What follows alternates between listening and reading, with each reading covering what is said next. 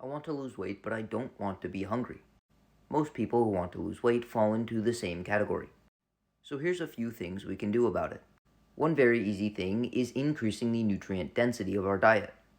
By increasing the nutrient density of the diet, participants reported that even during their caloric deficit, hunger was not unpleasant, and it was far less frequent, even when meals were skipped.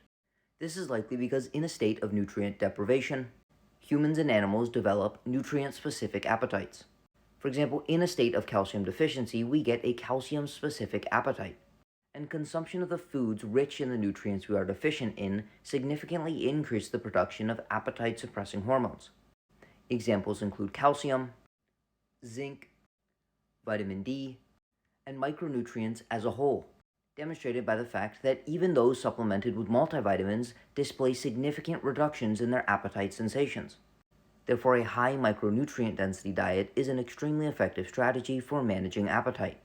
A higher protein intake is also correlated with a decrease in caloric intake and significant improvements in appetite management. This is likely because specific amino acids, such as leucine, increase the production of appetite-suppressing hormones. Amino acids also stimulate the production of GLP-1 within the gastrointestinal tract, a hormone that potently suppresses appetite and is the same hormone mimicked by new weight loss medications such as Ozempic and Wegovy. There are also non-essential nutrients that have an influence on appetite control. These include dietary fiber, caffeine, catechins found in things like green tea, capsaicin found in spicy foods, and polyphenols found mostly in colorful plant products. Another thing that alters appetite is food texture and structure. It appears that solid, more viscous food reduces appetite far better than low viscosity liquid foods. For example, whole apples demonstrate far better appetite suppressant effects than applesauce or apple juice, even if that apple juice and applesauce have the same amount of dietary fiber. Compared to breakfast cereal, oatmeal, which has higher fiber, protein, and higher viscosity, is far more effective at suppressing appetite than the same amount of breakfast cereal. Another example is that whole rye kernels suppresses appetite more than milled rye kernels, indicating the less processed a food is and the more difficult it is to digest and break down, the greater impact it has on suppressing our appetite. Therefore, choosing whole grains rather than refined grains, solid fats rather than liquid fats, solid fruits and vegetables rather than liquid fruits and vegetables, and whole food proteins rather than protein powders or liquid proteins demonstrate greater efficacy for improving appetite control. Similar to this when it comes to cooking, it appears that boiling is more effective than frying when it comes to reducing caloric intake without increasing appetite, likely because it is more effective at maintaining the structural properties of the food we are consuming. The last thing I'll mention is simply just choosing foods with low energy density. For example, things like water and fiber-rich fruits and vegetables is an effective strategy to manage appetite and reduce caloric intake without feeling hungry during a dieting phase.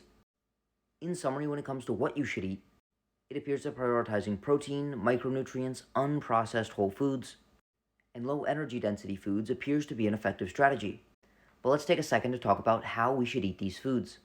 For example, eating rate is positively associated with caloric intake. What I mean by this is the quicker that we eat our food, the more food we eventually eat.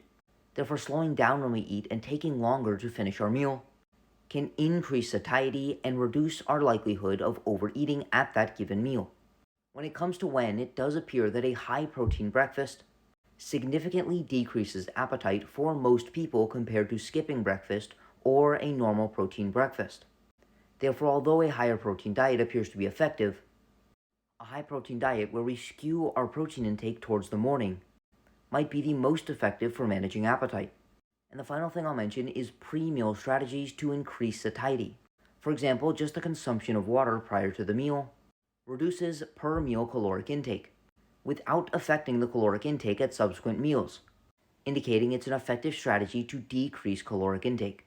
The consumption of whole apples prior to a meal also decreases caloric intake during that meal.